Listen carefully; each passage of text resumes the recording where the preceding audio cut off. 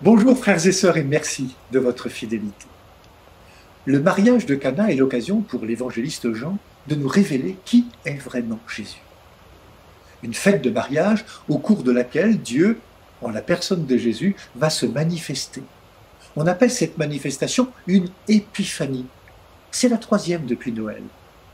À travers la figure des mages venus d'Orient, la première épiphanie nous présentait Jésus comme attirant à lui des peuples de toute langue, de toute culture, de toute nation. La seconde épiphanie, dans les eaux du Jourdain, nous révélait Jésus comme le Fils bien-aimé du Père. Mais aujourd'hui, nous voilà avec Jésus et sa mère au cœur d'un mariage, au cœur d'une fête, d'un rassemblement de joie. Si Jean-Baptiste menait une vie austère, à l'écart de la vie mondaine, Jésus, lui, participe à la vie humaine. Il est présent à ce mariage.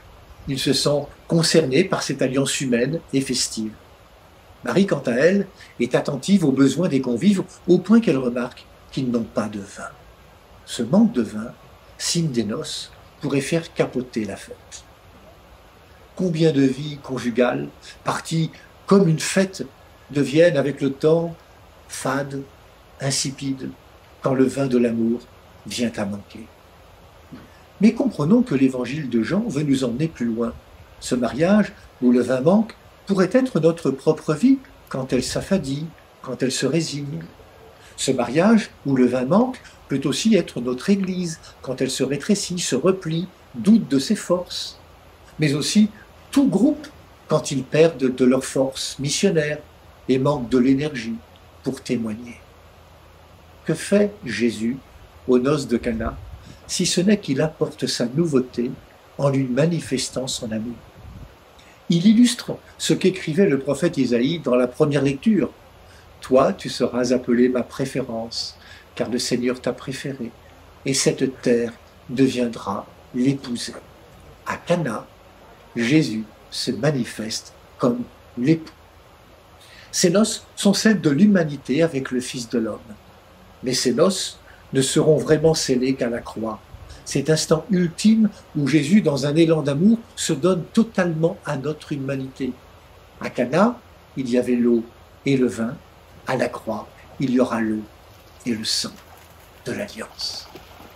Parler d'un Dieu époux, c'est prendre conscience que Dieu m'a choisi et qu'il m'aime de toute éternité. Parler d'épousailles entre Dieu et l'humanité, c'est prendre conscience que j'ai aussi à faire le choix de Dieu, à lui ouvrir les portes de mon cœur et de ma vie, à me confier à lui comme on se confie à un conjoint. Aimer, c'est apprendre la fidélité et la confiance, parce qu'aimer, c'est durer, dans une fidélité qui trouve son origine dans un engagement mutuel, un échange libre de consentement. Je ne pourrai m'engager que si la confiance est réciproque. Si dans l'Évangile, Marie remarque que les jarres sont vides de vin, c'est pour nous dire aujourd'hui que nos vies peuvent-elles être aussi vides de sens. En offrant le vin nouveau, Jésus vient rejoindre nos vies jusque dans leurs incapacités à rendre amour pour amour, rejoindre nos vies dans leur manque d'amour. Jésus se révèle comme celui qui se laisse toucher par nos manques, nos insatisfactions, nos échecs, nos déceptions, nos épreuves. L'évangile de ce jour nous interpelle, comme les serviteurs de Cana, et à l'invitation de Marie, à faire tout ce que Jésus, l'époux, nous dira.